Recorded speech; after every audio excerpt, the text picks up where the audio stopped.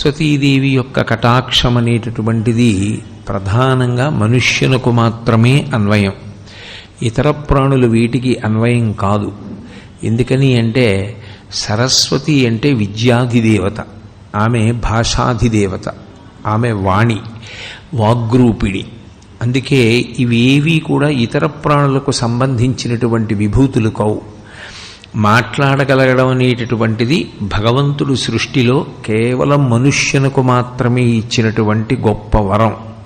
స్వరపేటిక ఒక్క మనుష్యునకు మాత్రమే ఇవ్వబడింది. అందుకే ఒక్క మనిషి మాట్లాడగలడు తప్ప ఏ ఇతర ప్రాణి కూడా మాట్లాడగలిగినటువంటి అదృష్టాన్ని పొంది ఉండదు. కేవలం మాట చేత తరించగలడు.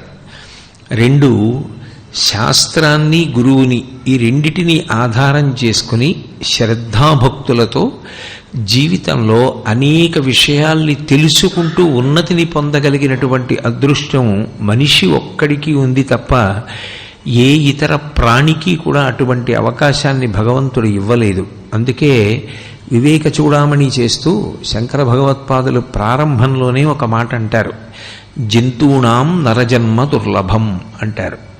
అందుకే సరస్వతీ కటాక్షము అన్న మాటకు అర్థం కేవలం చదువు ఒక్కటి ఉండడము అని అన్వయం చెయ్యలేదు.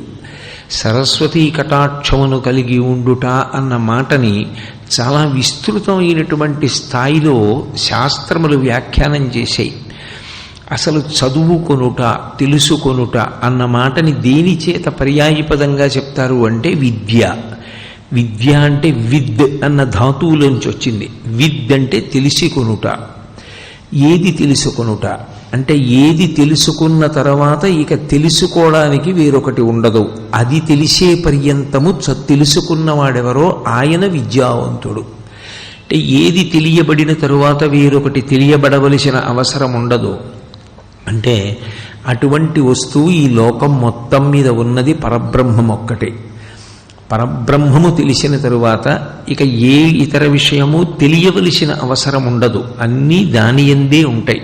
అందుకే చదివించిరినను గురువులు చదివితి ధర్మార్థముఖ్య శాస్త్రంబులునే చదివినవి కలవు పిక్కులు చదువులలో మర్మమెల్ల చదివితి తండ్రి అంటాడు ప్రహ్లాదుడు.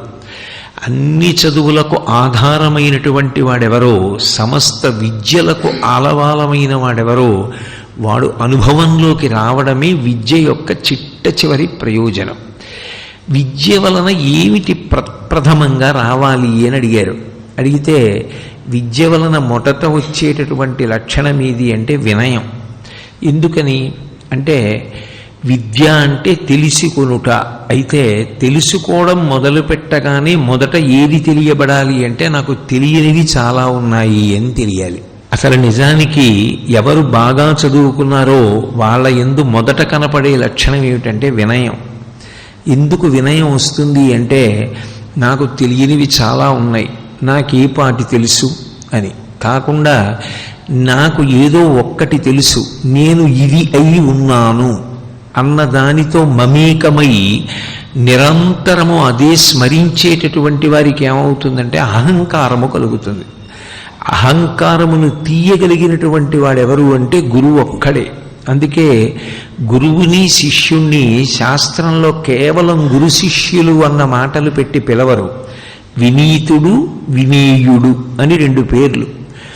ఆ గురువుగారు తనకు ముందున్నటువంటి గురువుగారిని తలుచుకుని సంతోషాన్ని పొందుతూ ఉంటారు. ఎప్పుడు ఆ గురువుగారి పేరు చెప్పేటప్పటికీ కళ్ళమ్మట నీళ్లు కారతాయి. ఆయన లేని నాడు నేను ఎక్కడుంటాను అంటారు. ఈ గురువు దగ్గర నేర్చుకున్న శిష్యులు మొదట గురువుని చూసి నేర్చుకునేది ఏది అంటే ఆ వినయం నేర్చుకుంటారు.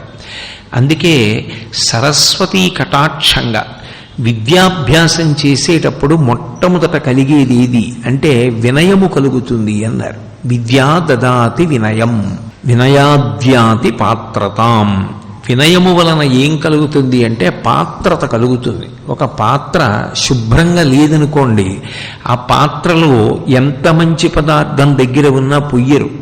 నేనేదో పాయసం వండి నైవేద్యం పెట్టి అక్కడ పెట్టుకుని మీరందరికీ ప్రసాదం ఇద్దాం అనుకుంటున్నాను, మీ దగ్గర ఏదైనా పాత్ర ఉంటే పట్టండి అంటే అరిటాకు దొప్ప చేసి పట్టుకొచ్చినా అందులో పాయసం పోస్తారు. కానీ మకిలి పట్టేసి పాత్ర అంతా కూడా ఆకుపచ్చటి వర్ణంలో చాలా మలినంతో ఉన్నటువంటి దాన్ని తీసుకొచ్చి అందులో పాయసం పొయ్యమంటే పొయ్యరు. ఎందుకంటే పాయసం కూడా పాడైపోతుంది అటువంటి పాత్రతో పోస్తే. ఆ పాత్రలో పొయ్యరు. ఏ పాత్రలో పోస్తారు అంటే అది దేనితో చేయబడిందని చూడరు. బంగారంతో చేశారా, వెండితో చేశారా, రాగితో చేశారా, అది అరిటాకు దొప్ప మర్రాకు దొప్ప, ఇవన్నీ అక్కర్లేదు. అది శుభ్రంగా ఉంది. శుభ్రంగా ఉంటే అందులో పాయసం పోస్తారు. వినయాజ్యాతి పాత్రతాం. సరస్వతీదేవి అన్న మాటకు అర్థం ఏమిటంటే ప్రవాహము. అది ప్రవహించాలి. ప్రవహించలేదనుకోండి సరస్వతి వలన ఏ ఉపయోగము ఉండదు. ప్రవహించని విద్య ఏదో ఆ విద్య నిలబడిపోయిన నీటి వంటిది అన్నారు. నీరు ప్రవహించిందనుకోండి అందరికీ ఉపయుక్తం. నీరు ప్రవహించకుండా ఒక చోట నిలబడిపోయిందనుకోండి దుర్వాసన వస్తుంది, అందులోంచి క్రిమికీటకాదులు వస్తాయి. నీరు నిలబడకుండా ప్రవహిస్తే ఉపయోగపడినట్టు విద్య ప్రవహిస్తే ఉపయుక్తమవుతుంది. సరస్వతి అంతర్వాహిని, నీరు పైన ప్రవహిస్తుంది, సరస్వతి లోపల ప్రవహిస్తుంది. అందుకే త్రివేణీ సంగమంలో స్నానానికి వెడితే తెల్లగా ఉన్న నీళ్లు గంగానది, నల్లగా ఉన్న నీళ్లు యమునా నది. మరి సరస్వతీ నది ఏది అన్నారనుకోండి అంతర్వాహిని, లోపల ప్రవహిస్తోందంటారు. సరస్వతీ కటాక్షం పైకి తెలిసేది కాదు. భూపసభాంతరాళవన పుష్కళవాక్చతురత్వము ఆజిబహాపటు శక్తియున్ యశమునందనురక్తియు విద్యయందు వాంఛా పరివృద్ధియున్ ప్రకృతి సిద్ధగుణంబులు సజ్జనాళికిన్ అంటాడు భర్తృహరి. అది అవసరం వచ్చినప్పుడు, మాట్లాడవలసి వచ్చినప్పుడు ఒక్కసారి గంగ పొంగినట్టు పొంగుతుంది. అవసరం లేదు అనుకున్నాడు అనుకోండి, అసలు ఈయనకి మాటలు వచ్చా అన్నంత మౌనంగా, అంత వినయంగా, ఏమీ చేతకాని వాడిలా ఉండగలడు. కానీ సరస్వతి ఆయన యందే ప్రవహిస్తూ ఉంటుంది, అంతర్వాహిని అయి ఉంటుంది. అటువంటి అంతర్వాహిని అయినటువంటి సరస్వతీదేవి యొక్క అనుగ్రహము యశస్సుకి కారణం కావాలి. యశస్సు అంటే కీర్తి. కీర్తి ఎవడు పొందాడో వాడు పరదేవతానుగ్రహాన్ని పొందాడు అని గుర్తు. అందుకే మీరు సరస్వతి అష్టోత్తరం చదవండి, లక్ష్మీ అష్టోత్తరం చదవండి, పార్వతీదేవి అష్టోత్తరం చదవండి, అమ్మవారి నామాలన్నింటిలో మీకు ఒక నామం తప్పకుండా కనపడుతుంది, యశస్విని అని. యశస్విని అంటే కీర్తినిచ్చున్నది. కీర్తి ఒక రాత్రికి రాత్రి వచ్చేది కాదు. జీవితం అసిధారావ్రతంగా కత్తి అంచు మీద నడిచినట్టు ధర్మానుష్ఠానం చేసి ఎప్పుడెప్పుడు ఎవరికి ఏ ఉపకారం చెయ్యాలో తెలుసుకుని ఆ ఉపకారం చెయ్యడం అలవాటైన వాడెవరున్నాడో, ఎవడు వినయంతో ప్రవర్తిస్తూ ఉంటాడో అటువంటి వాణ్ణి కీర్తి ఆశ్రయించి ఉంటుంది.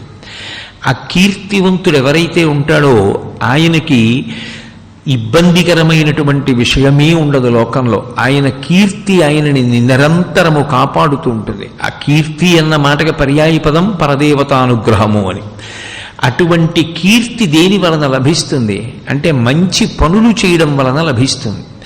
కాబట్టి మంచి పనులుగా మారాలి. చదువుకున్న చదువు ఏమవ్వాలి అంటే లోక కళ్యాణానికి పనికి రావాలి. అందుకే వశిష్ఠుడు రాముడికి విద్య నేర్పినప్పుడు ఏది నేర్పినా ఒక మాట చెప్తుండేవాడు, ఇది నీ వ్యక్తిగత ప్రయోజనం కోసం కాదు, నువ్వు నేర్చుకుంటున్న ఏదైనా కూడా నీ యందు గుణముగా మారాలి. అంటే ఎప్పుడు లోకానికి ఏ అవసరం కలుగుతుందో అప్పుడు నువ్వు నేర్చుకున్న దాన్ని ఉపయోగించి కాపాడుతూ ఉండాలి తప్ప నీ ప్రయోజనం కోసం నువ్వు వాడుకోకూడదు. అలా వాడుకోకుండా ఉండడానికి నీకు ఇస్తున్నాను తప్ప నీకోసమే ఆలోచించుకోవడానికి నేను ఈ చదువు నీకు ఇవ్వలేదని బాగా జ్ఞాపకం పెట్టుకో. సర్వే వేదవిద శూరాహ సర్వే లోకహితే రతాహ. నువ్వు ఈ చదువు చదువుకున్నది ఎందుకు అంటే ఎప్పుడూ నేను ఏమి ఉపకారం లోకానికి చెయ్యగలనని ఆలోచించుకోవడానికి. అంతేగాని నేనీ చదువుకున్నాను కాబట్టి నేనేం పొందాలని ఆలోచించుకోవడానికి కాదు సుమా. అందుకని రాముడు నిరంతరము లోక కళ్యాణం కోసం ప్రవర్తించగలిగాడు. శాస్త్రంలో ధనము అన్న మాటకు అర్థం కేవలం కాగితములకు ఇవ్వబడినటువంటి విలువ కాదు. అది కాలంలో ఒకనాడు కరెన్సీ అన్నది ప్రారంభమైంది, కానీ దానికి ముందది లేదు. లేనప్పుడు ప్రాణులన్నీ బతకలేదా? ఈ ధనంతో సంబంధం లేని ప్రాణులు బతకట్లేదా? బతుకుతున్నాయి. కాబట్టి పాత్రత్వా ధనమాప్నోతి అన్న మాటకు అర్థం ఏంటంటే, నీకు ఏ సుఖం కావాలని అనుకుంటున్నావో అది సరస్వతీ కటాక్షము చేత నీవు పొందగలవు. కాబట్టి దాని చేత పొందలేనిదన్న మాట లేదు, అన్నిటినీ పొందగలుగుతాడు. పాత్రత్వా ధనమాప్నోతి, అది చిట్ట చివరికి ధనం అన్న మాట ఎక్కడి వరకు వెళ్ళిపోతుంది అంటే కామకోటి అంటారు. కంచిలో కామకోటి పీఠం ఉందంటూ ఉంటారు. కామకోటి అన్న మాటకు అర్థం ఏంటంటే, కామము అంటే కోరిక. కామము అంటే అన్ని వేళలా స్త్రీ పురుష సంబంధమైన విషయాన్ని ప్రతిపాదన చేస్తున్నారని కాదు. కామము అంటే ఏ కోరికైనా అయి ఉండొచ్చు. కోరికలు మళ్ళీ రెండు రకాలు ఉంటాయి. కోరికలు అవసరములు కోరికలై ఉంటాయి, కోరికలుగా కొన్ని ఉంటాయి. నాకు ఒక మంచి భార్య ఉండాలి అని నేను బ్రహ్మచారిగా ఉన్నప్పుడు కోరుకుంటే అది అవసరం. నాకో కొడుకు పుట్టాలి అవసరం, నాకో కూతురు పుట్టాలి అవసరం, నేను కళ్ళ దగ్గర చెయ్యి చాపకుండా బ్రతకాలి నాకు అవసరం, నేను అనాయాసంగా వెళ్ళిపోవాలి అవసరం, నేను బ్రతికున్ననాళ్ళు 10 మందికి ఉపయోగపడాలి అవసరం, నేను అమెరికా అధ్యక్షుడిని అవ్వాలి కోరిక. నీకు అది అవసరం కాదు, కోరిక. ఉత్తమమైన కోరికలు కూడా ఉండాలి, తప్పేం లేదు. అవసరాలు ఎలా ఉంటాయో అలా మంచి కోరికలు కూడా ఉండాలి. నేను బాగా చదువుకోవాలి, నేను 12 స్కందాల భాగవతం జీవితంలో ఒక్కసారైనా చదవాలి, పోతన గారి పద్యాలు కనీసం 25 పద్యాలైనా నాకు కంటకతమై ఉండాలి, శంకరాచార్యుల వారి స్తోత్రాల్లో 2-3 అయినా నాకు రావాలి.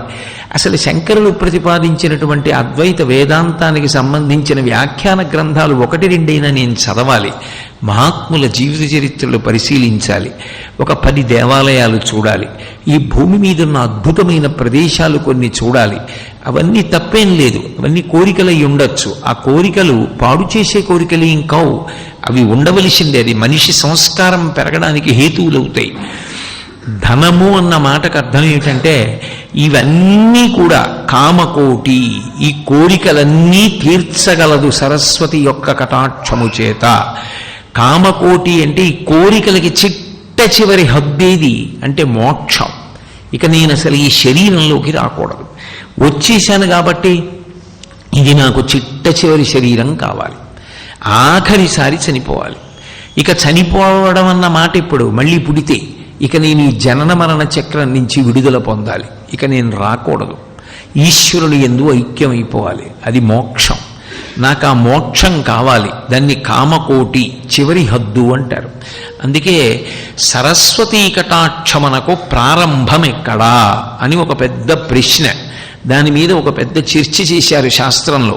అది ఎక్కడ ప్రారంభమవుతుంది అంటే, బుద్ధి వికసనం అనేటటువంటిది సరస్వతి యందున్న ప్రధాన లక్షణం. అందుకే తామర పువ్వులో కూర్చుంటుంది ఆవిడ.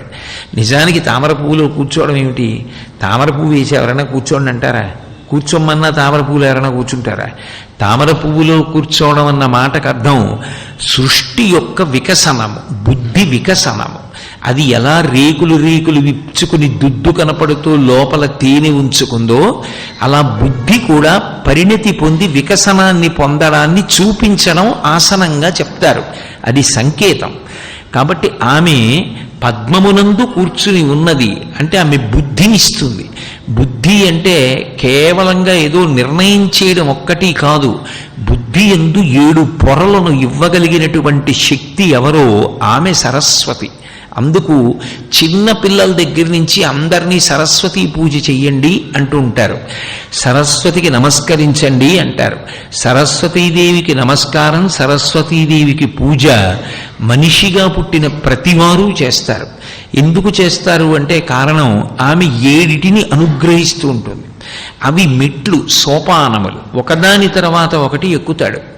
అందులో మొదటి మెట్టెక్కినటువంటి వాణ్ణి శ్రౌతి అని పిలుస్తారు. శ్రౌతి అన్న మాటకి ఏమిటంటే విశిష్టమైనది, ఇది గుర్తుపట్టగలిగిన ప్రజ్ఞ ఉంటుంది. అంతా ఒక్కటే అని చూడగలిగినటువంటి వాడు జ్ఞాని. ఆయనకి మానవలతో సంబంధం ఉండదు. తుల్య నిందాస్తుతిర్మౌని సంతుష్టో ఏనకీనచిత్ తనికేత స్థిరమతి భక్తిమాన్మే ప్రియో నరహ అంటాడు భక్తి యోగంలో కృష్ణ భగవానుడు.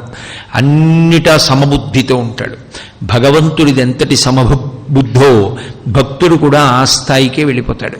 తుల్య నిందాస్తుతిర్మౌని సంతుష్టో ఏనకేనచిత్ తనికేత స్థిరమతి భక్తిమాన్మే ప్రియో నరహ. భక్తుడు వృషద్విచిత్రతల్పయోర్భుజంగముక్తికస్రజో గరిష్టరత్నలుష్టయో సుహృద్విపక్షపక్షయో తృణారవింద చక్షుషో ప్రజామహీమహీంద్రయో సమప్రవర్తయన్మన కదా సదాశివం భజి అంటాడు.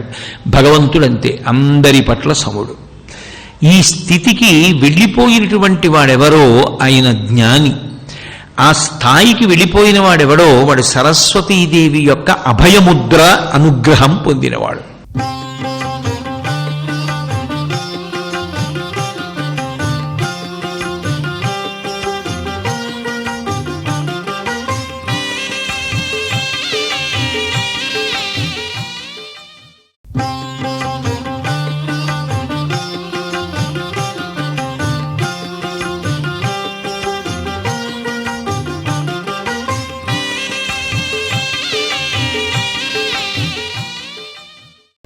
అందుకే ఆవిడ 2 చేతులతో 2 ముద్రలు పడుతుంది.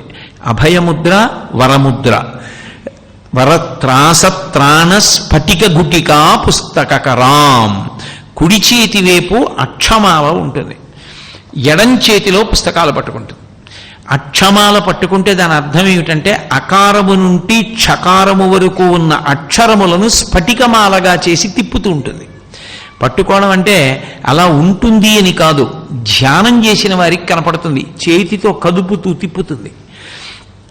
ఎడం చేతిలో పుస్తకాలు పట్టుకుంటుంది.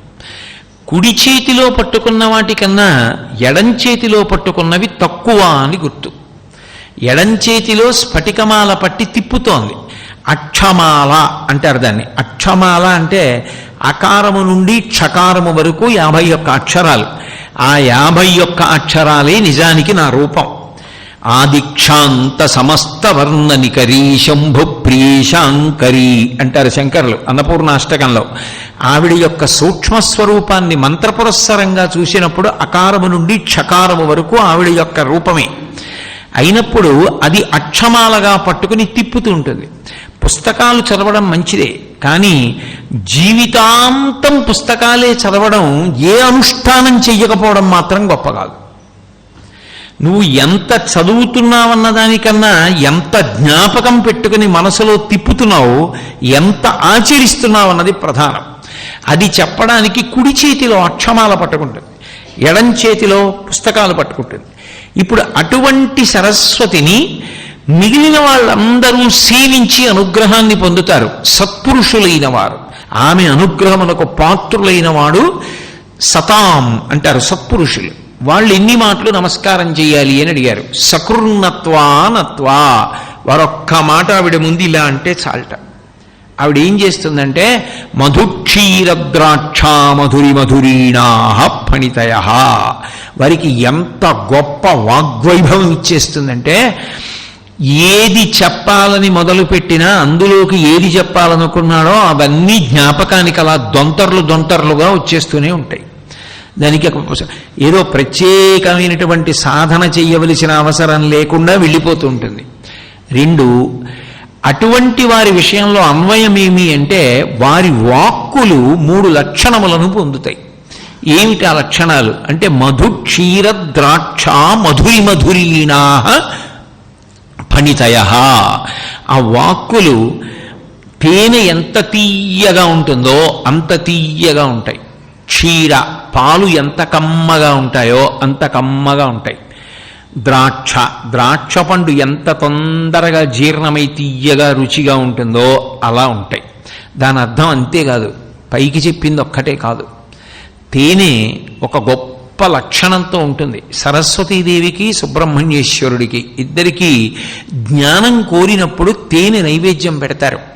ఎందుకు తేనె అంటే తేనె విషయంలో 3 లక్షణాలు ఉంటాయి. ఇవి అందరూ తెలుసుకోవాలి సుమా, ప్రత్యేకించి పిల్లలు నేర్చుకోవాలి సుమా అని చెప్పడానికి సరస్వతీదేవి పుచ్చుకుంటుంది. ఆహారమునందు 3 లక్షణములు ఉండాలి. మితము, హితము, సుఖము. తేనెకి ఈ 3 లక్షణాలు ఉంటాయి. తేనె కన్నా రుచికరమైనది లోకంలో ఇంకొకటి ఉండదు. తేనె పచనం చేయరు, అంటే అగ్నిహోత్రం మీద వండరు, పువ్వుల్లోంచి తీస్తుంది తేనెటీగ. ఆ తేనె పసిబిడ్డలు 21 రోజులు దాటిపోగానే పిల్లలకి అమ్మమ్మ తేనెలో వేలు ముంచి నోట్లో పెడితే వాడు 2 రోజులు అయ్యేటప్పటికి అమ్మమ్మ తెల్లవారకట్ట వస్తే ఎదురు చూస్తుంటాడు. తేనె మళ్ళీ పెట్టమని నోరు చప్పరిస్తారు. పసిపిల్లల దగ్గర నుంచి సన్యాసుల వరకు పుచ్చుకుంటారు. వృద్ధులు కూడా తేనె పుచ్చుకుంటారు. తేనె వేడి చేస్తే చలవ చేస్తుంది, చలవ చేస్తే వేడి చేస్తుంది. అంత రుచిగా ఉంది కదా అని తేనె ఎక్కువ పుచ్చుకున్నారనుకోండి మత్తు వస్తుంది. తేనె ఆరోగ్యాన్ని పాడు చేస్తుంది, ఎక్కువ పుచ్చుకోకూడదు. మితము, తక్కువ పుచ్చుకోవాలి. హితము, అది పుచ్చుకుంటే హితం కలుగుతుంది. సుఖము, దానంత తేలిగ్గా పుచ్చుకోగలిగిన ఆహారం లేదు. నువ్వు ఏది పుచ్చుకున్నా తినడం అన్న విషయంలో పిల్లలు నేర్చుకుని తీరవలసిన విషయాన్ని సరస్వతీదేవి చెప్తూ ఉంటుంది. ఎందుకని? చదువు కానీ, అనుష్ఠానం కానీ, సాధన కానీ దేంతో చేయాలి? ఈ శరీరం ఉంటే. పిల్లలు మొదట నేర్చుకోవలసినది ఇది. అంటే సుఖమైన ఆహారము తిను. సుఖము అంటే బాగా సంతోషంగా ఉండాలి తినేటప్పుడు. బాగా నువ్వు సంతోషంగా తినడానికి వీలైనది ఎక్కడి నుంచి వస్తుంది అంటే అమ్మ చేత్తో వండిన పదార్థం కన్నా సుఖమైనది ఈ లోకమునందు ఇంకొకటి ఉండదు. బిడ్డకేది సుఖమో అమ్మకే తెలుసు. హితము, అమ్మ వండిన దానికన్నా హితంగా ఏది ఉండదు. హితము అన్న మాటలో రుచి ప్రధానము కాదు.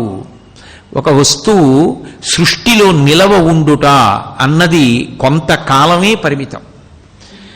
మిగిలిన వాటిని జోడించి నిలవ ఉంచవలసి వచ్చిందనుకోండి, అవి కలిపేటప్పుడు తగిన పాళ్లలో కలిపితే కొంతకాలం ఉంచితేనే అది మీకు పనికి రావాలంతే.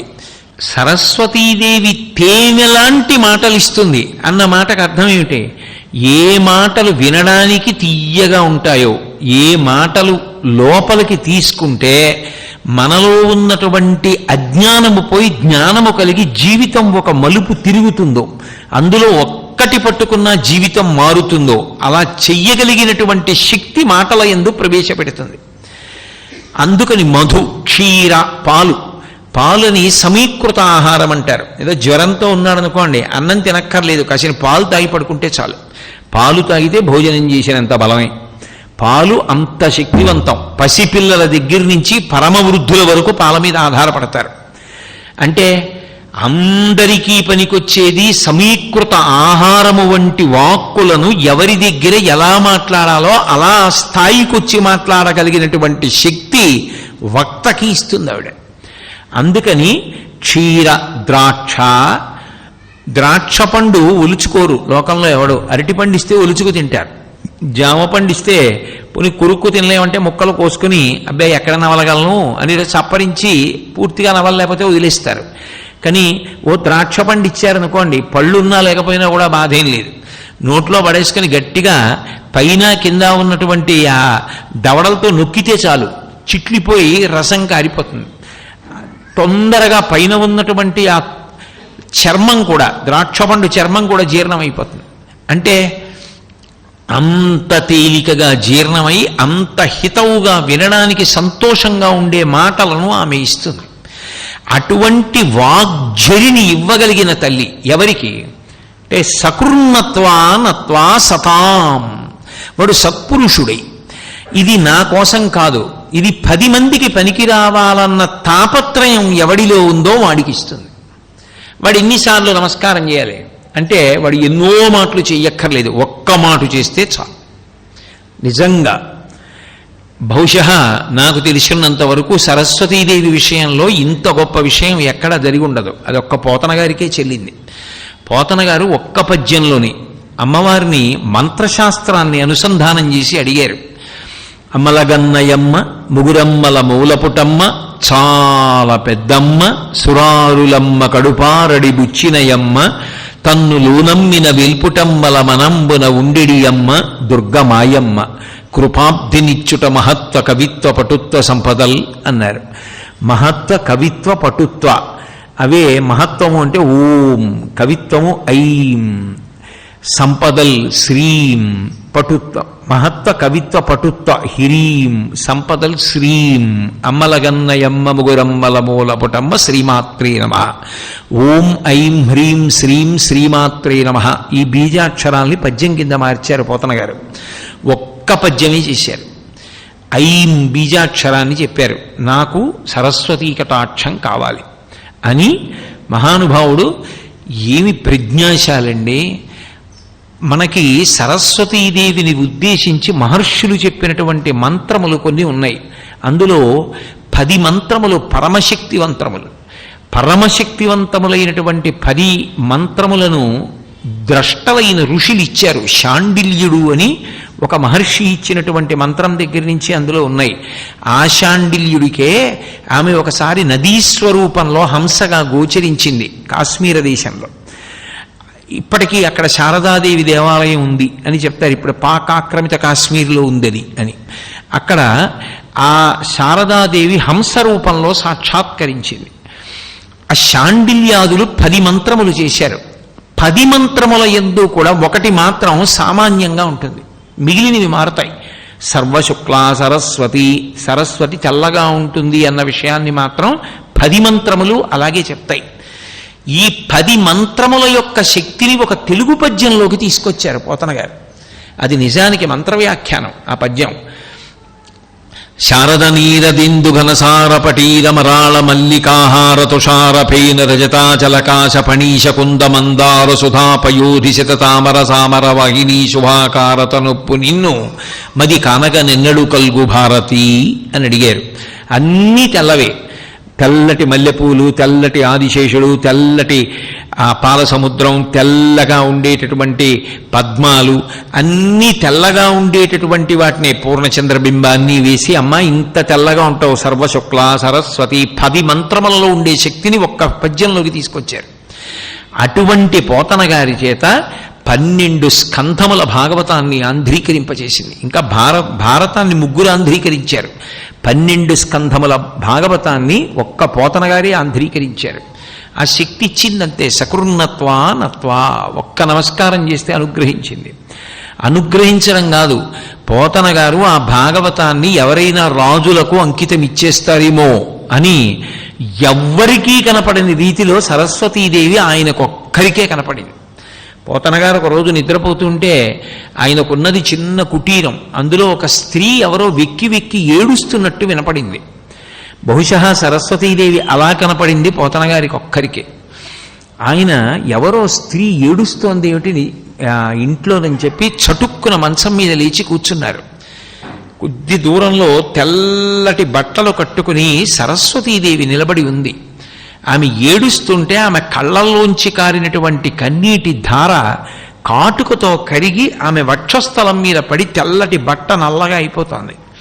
ఆయన వెంటనే ఆమె ఇచ్చిన అనుగ్రహంతో ఆంధ్రీకరించిన భాగవతాన్ని పట్టుకెళ్లి రాజులకు అంకితం ఇచ్చేస్తాననుకుంటోందిలా ఉంది అని కాటుక కంటి నీరు చనుకట్టుపయింపడ ఇలయేక్షదో కైఠభరాజు మర్దనుని గదిలి కోడవా ఓ మదంబ ఓ హటక గర్భురాణి నిన్నాకటికిన్కొని పోయి అల కర్ణాటకిరాత కీచకులకు అమ్మను త్రిశుద్ధిగనమ్ము భారతి.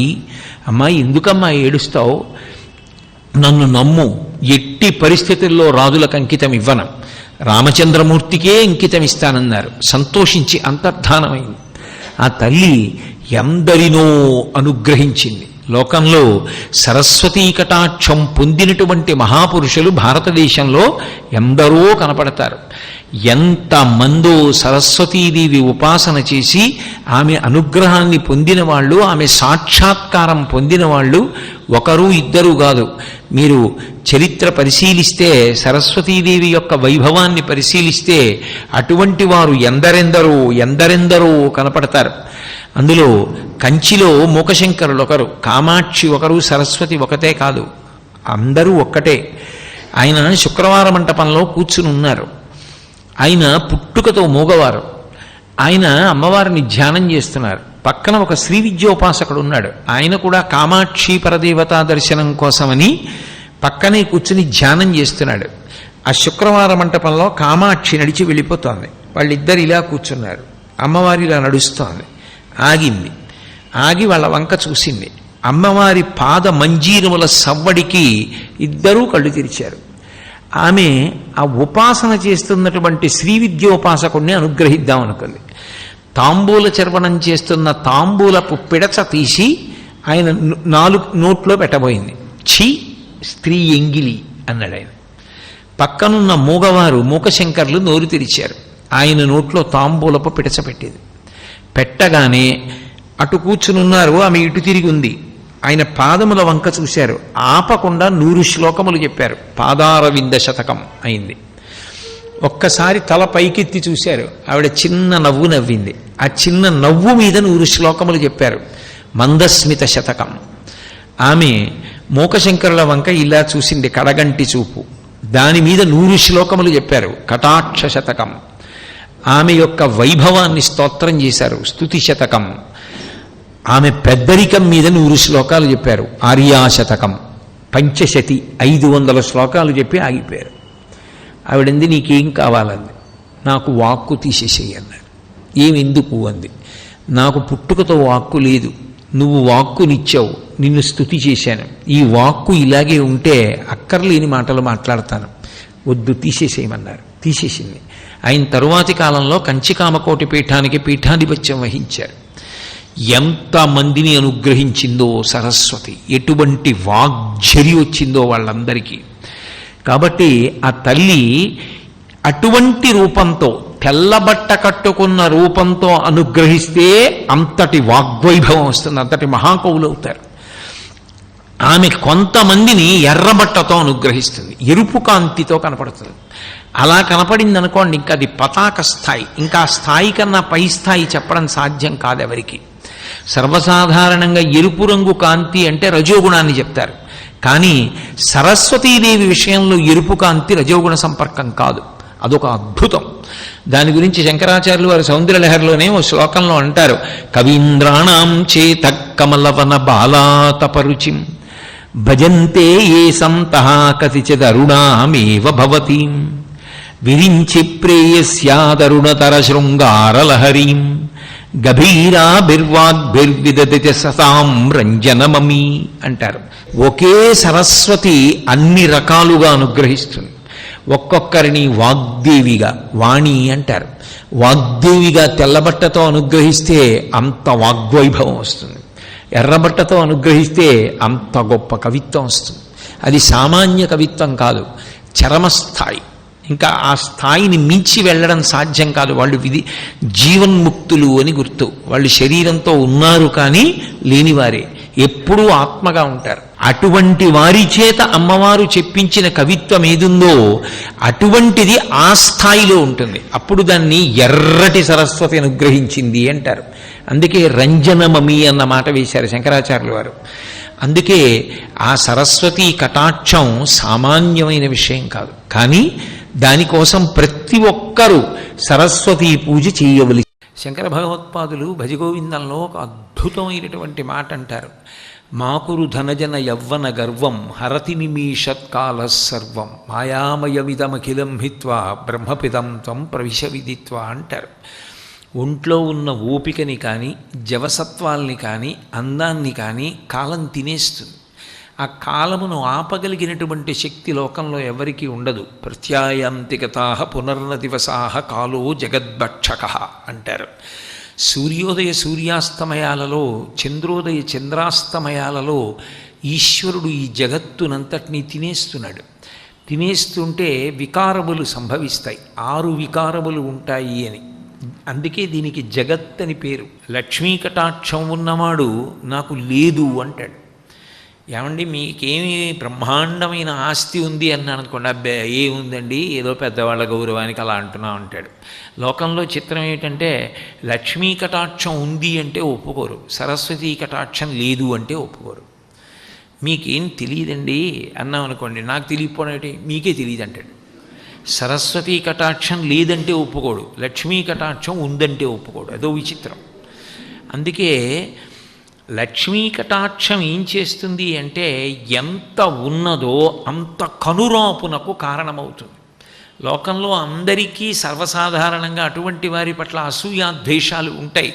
వాడికి ఏమండి అని కొంచెం కఠినమైన మాటలు కూడా మాట్లాడతారు. పాపం ఆయన ధార్మికంగా సంపాదించిందే అయి ఉండొచ్చు, ఆయనకేమండి తెగ బలిసి ఉన్నాడు అనేస్తారు చటుక్కుని. కానీ సరస్వతీ కటాక్షం ఉన్నవాడు అనుకోండి, దానికి ఒక గొప్పతనం ఉంది. లక్ష్మీ కటాక్షం తెలిసిపోతుంది, ఇంత డబ్బున్నవాడు అని తెలుస్తుంది, కనురాపు ఉంటుంది. సరస్వతీ కటాక్షం ఉందనుకోండి, ఎవ్వరికీ తెలియదు. ఎంత సరస్వతీ కటాక్షం ఉండనివ్వండి, లక్ష్మీ కటాక్షానికి ఏ పరిమితులు ఉంటాయో ఆ పరిమితులు సరస్వతీ కటాక్షానికి లేవు. నచోరహార్యం నచ రాజహార్యం న భ్రాతుభాజ్యం నచ భారకారి వ్యయే కృతే వర్ధతయేవ నిత్యం విద్యాధనం సర్వధన ప్రధానం. బయట లక్ష్మీ కటాక్షం ఉండి నా దగ్గర చాలా డబ్బు ఉందనుకోండి, అది దొంగలు ఎత్తుకుపోతారు. ఇంత డబ్బు ఉందా ఈయన దగ్గరని ఎప్పుడు కన్నవేద్దామా అని చూస్తారు, దొంగలు పట్టుకుపోతారు. సరస్వతీ కటాక్షాన్ని ఎవడు ఎత్తుకుపోతాడు? ఆయన ఒక్కడు చెట్టు కింద తల కింద చేయిబెట్టుకు పడుకున్నా ఆయన సరస్వతీ కటాక్షాన్ని ఎత్తుకుపోయేవాడు లోకంలో ఉండడు. నచోరహార్యం నచ రాజహార్యం. అకస్మాత్తుగా సరస్వతీ కటాక్షాలన్నీ రద్దు చేస్తున్నాం అండం ఎప్పటికీ కుదరదు. నోట్లు రద్దు చేయగలరేమో కానీ సరస్వతీ కటాక్షాన్ని ఎలా రద్దు చేస్తారు? ఎలా సాధ్యం? అది ఎవ్వరూ రద్దు చేయలేరు. 2, నీ దగ్గర ఇంత ఆస్తి ఉంది కాబట్టి ఇంత పన్ను వేస్తున్నావు అంటారు. నీకు ఇన్నొచ్చు కాబట్టి నీ దగ్గర 4 శ్లోకాలు పన్ను వేస్తున్నామని ఎవడండవు.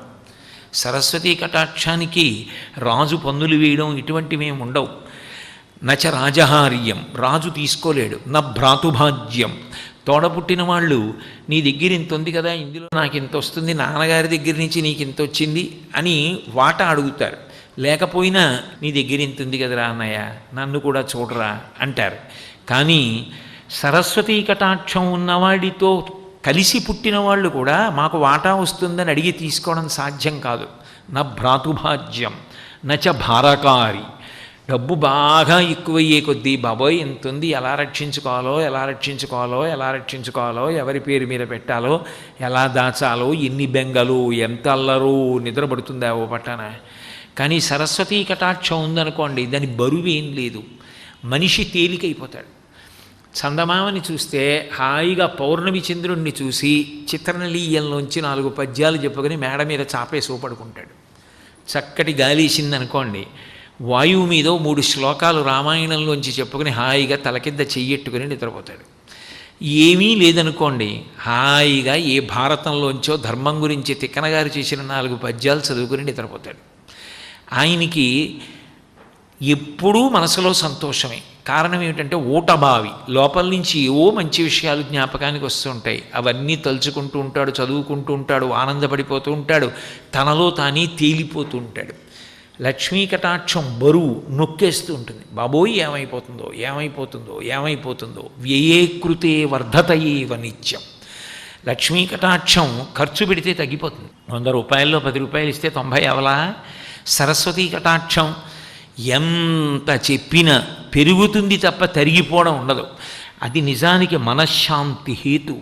అందుకే శంకర భగవత్పాదులు సౌందర్యలహరి పూర్తి చేస్తూ సరస్వత్యా లక్ష్మ్యా విధిహరి సపత్నో విహరతే రతే పతివ్రత్యం శిథిలయతి రమ్యేన వపుషా చిరంజీవన్నీవ క్షపిత పశుపాశవ్యతికర పరానందాభిక్యం రసయతి రసం తద్భజనవాన్ అంటారు. సరస్వత్యా లక్ష్మ్యా విధిహరి సపత్నో విహరతే. మనిషికి ఉండవలసిన మొట్టమొదటి విషయంలో సరస్వతీ కటాక్షాన్ని చెప్పారు. ఎందుకని అంటే సరస్వతీ కటాక్షం లేని లక్ష్మీ కటాక్షం భయహేతువు, పతనహేతువు. సరస్వతీ కటాక్షం లేకుండా లక్ష్మీ కటాక్షం ఉందనుకోండి, ఎంత భయం ఉంటుందో.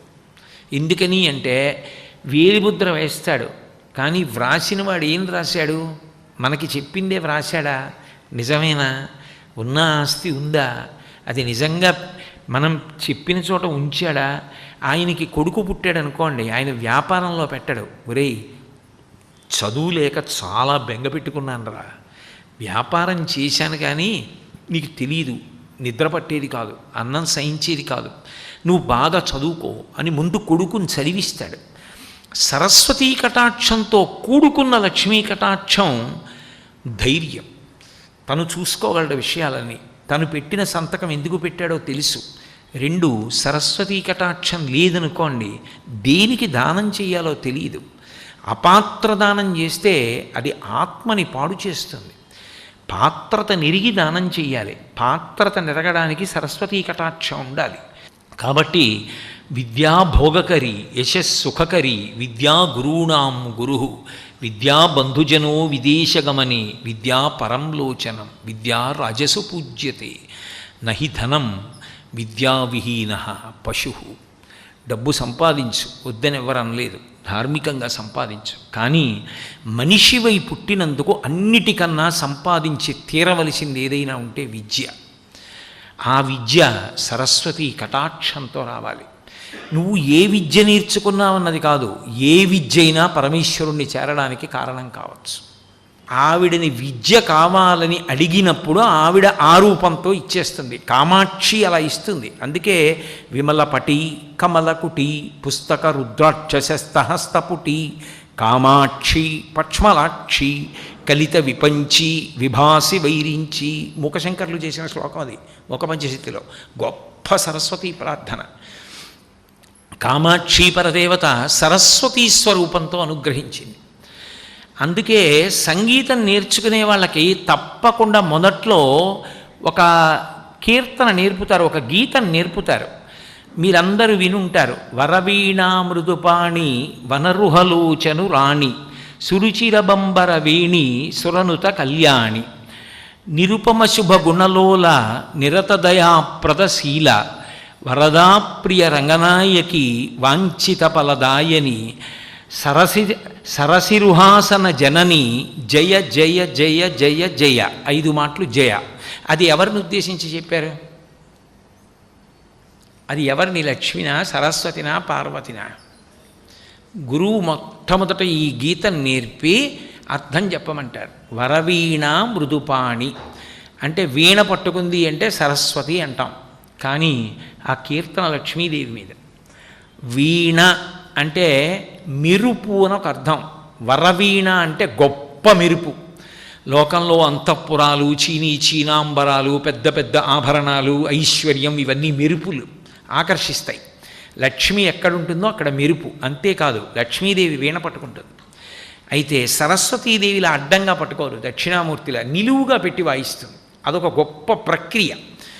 ఉన్నారు ఇప్పటికీ పండితులు, అలా వాయించే వాళ్ళు ఉన్నారు. మా కాకినాడ వచ్చి వాయిస్తుంటారు శారదా నవరాత్రుల్లో. నిలబెట్టి వాయిస్తారు వీణని. ఎప్పుడు వాయిస్తుందంటే శ్రీ మహావిష్ణువు నిద్రకి ఉపక్రమించే ముందు ఆయన సంతోషించడం కోసం వాయిస్తుంది. దేవాలయం ఉంది విశాఖపట్నం కొమ్మాదిలో, అష్టలక్ష్మి దేవాలయం అని ఉంది. అందులో ప్రధానమైన లక్ష్మీదేవి విష్ణుమూర్తి పక్కనున్న లక్ష్మీదేవి వీణ నిలబెట్టి వాయిస్తూ ఉంటుంది.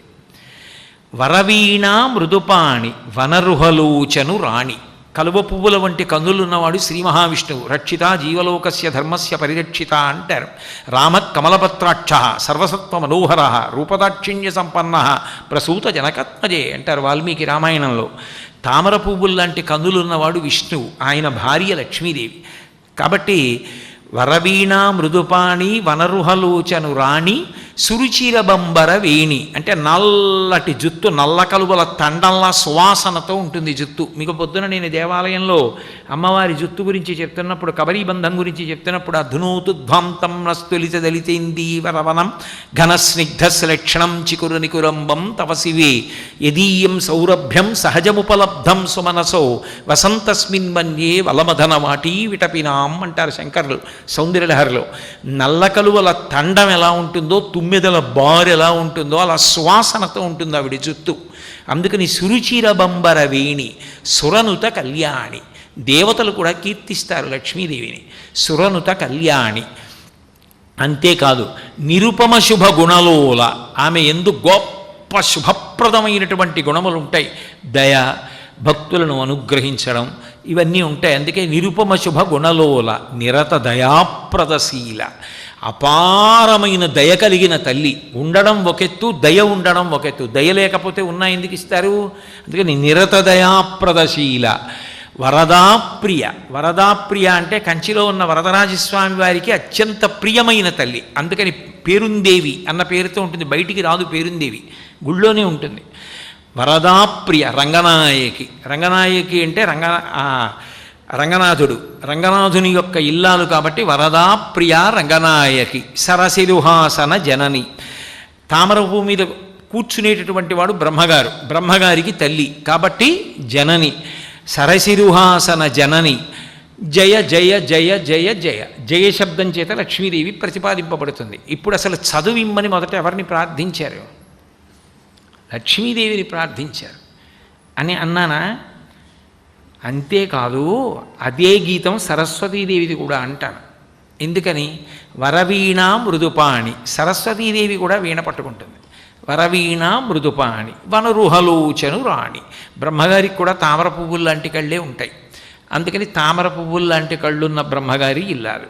వనరుహలోచను రాణి సురుచిరబంబర వేణి. సరస్వతీదేవి యొక్క కబరీబంధం కూడా అంతే, నల్ల జుత్తుతో ఉంటుంది. సురుచిరబంబర వేణి సురనుత కళ్యాణి. దేవతలు కీర్తిస్తారు ఆవిడ్ని కూడా. సురనుత కళ్యాణి నిరుపమ శుభ గుణలోల. అద్భుతమైనటువంటి గుణములు సరస్వతీదేవి. మీరు విన్నారు కదా ఆవిడ గుణముల గురించి. నిరుపమ శుభ గుణలోల, నిరత దయాప్రదశీల. లేకపోతే కాళిదాసాదుల్ని ఎలా అనుగ్రహించింది? గొప్ప దయ కలిగిన తల్లి. వరదాప్రియ. ఇందాకేమన్నాను? లక్ష్మీదేవి అంటే వరదరాజస్వామి ఇల్లాలన్నాను. వర అంటే వరములను, ద అంటే ఇవ్వడంలో ప్రియ, చాలా ఇష్టమైన తల్లి. అప్పుడు సరస్వతీదేవి వరాలు ఇవ్వడంలో చాలా ఇష్టమైనది. ఏమిటి తప్పు? వర ద ప్రియ. ఆవిడ దగ్గరికి వెళ్ళి ప్రార్థన చేస్తే సకృన్నత్వానత్వా కథమివ సతాం సన్నిధదతే మధుక్షీరద్రాక్షా మధురి మధురీణా పణితయ. మంచి మనసుతో ఒక్కసారి వంగి నమస్కరిస్తే చాలా అనుగ్రహించేస్తుంది. నిన్న చెప్పానుగా, పోతన గారు ఒక్కసారి నమస్కరించారు. శారదనీరదిందుగనసార పటీరమరాళ మల్లికాహార తుషారఫేన రజతాచలకాశ ఫణీశ కుందమందార సుధాపయోధి శతతామర సామర వాహిని శుభాకారత నొప్పు నిన్ను మది కానగనెన్నడు కల్గు భారతి అన్నారు. అనుగ్రహించలా. కాబట్టి వరదాప్రియ రంగనాయకి. రంగనాథుడి ఇల్లాలు లక్ష్మీదేవి అన్నాను. రంగనాయకి. సరస్వతీ కటాక్షం ఉన్నవాడే రంగస్థలం మీదకి ఎక్కుతాడు. ఓ నాట్యం వచ్చు, సరస్వతీ కటాక్షం. ఓ గానం వచ్చు, సరస్వతీ కటాక్షం. ఓ వాద్యం వచ్చు, సరస్వతీ కటాక్షం. ఓ మాట చెప్పడం వచ్చు, సరస్వతీ కటాక్షం. ఎవరికి సరస్వతీ కటాక్షం ఉన్నదో వాడు రంగస్థలం మీదకి ఎక్కి గౌరవం పొందుతుంటాడు. రంగనాయకి. రంగస్థలం మీద ఉండగలిగిన శక్తిని ఇచ్చేటటువంటి తల్లి రంగనాయకి. అటువంటి తల్లి సరసిరుహాసన జనని. ఇందాకైతే ఏమన్నాను? బ్రహ్మగారి తల్లిగారు కాబట్టి లక్ష్మీదేవి అన్నాను. సరసిరుహాసన, తామర పువ్వు మీద కూర్చుంటుంది. జనని, మనందరికీ తల్లి. విడదీయండి. సరసిరుహాసన, మా అందరికీ తల్లివైన నువ్వు తామర పువ్వు మీద కూర్చున్నావు. ఇప్పుడు ఎవరైంది? సరస్వతీదేవి అయింది. ఇదే గీతాన్ని మళ్ళీ నేను ఇంకొకలా తిప్పాను అనుకోండి, పార్వతీదేవి అవుతుంది.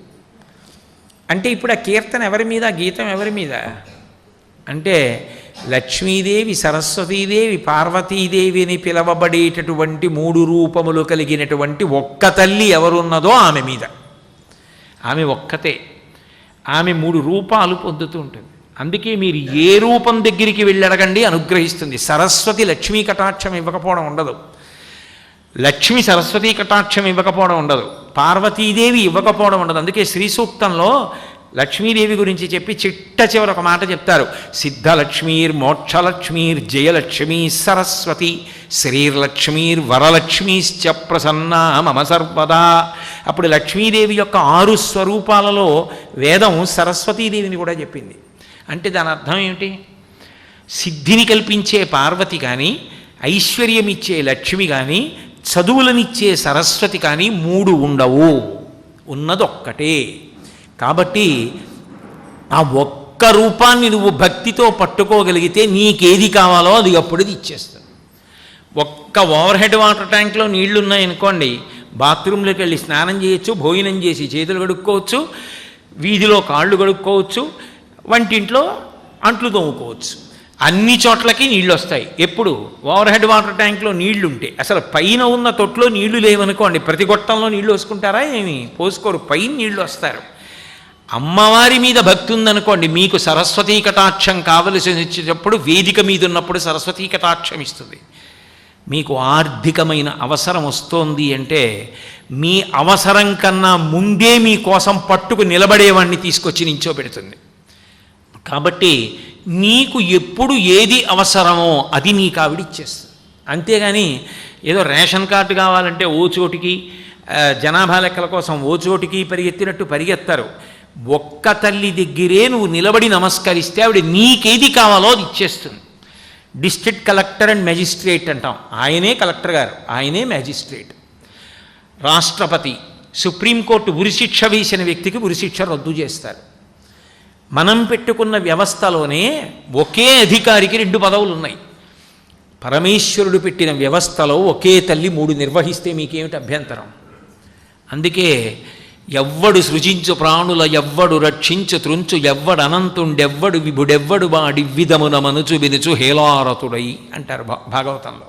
ఆ ఒక్కడే ఇన్ని చేస్తూ ఉంటాడు తప్ప ఊరికే అటు ఇటు పరిగెత్తమని కాదు. కానీ మనిషిగా పుట్టిన ప్రతి వ్యక్తి మాత్రం సరస్వతీదేవి యొక్క ఆరాధన చేసి తీరుతారు. వంట పాత్రలు పెట్టుకుని ఒక ఇల్లాలు పూజ చేస్తుంది. ఆమె బాగా వండకపోతే ఆ ఇంటి యజమాని ఎలా బతుకుతాడు? ఆయన ఆరోగ్యం ఎలా నిలబడుతుంది? ఆమె సరస్వతి బాగా వండి పెట్టడం. ఒక పురోహితుడి సరస్వతి పంచాంగం చూడడం, ఒక పౌరాణికుడికి సరస్వతి రామాయణం, భారతం, భాగవతం, శివానందలహరి, సౌందర్యలహరి. ఒక రైతుకి సరస్వతి నాగలి, అతను దున్నగలడు.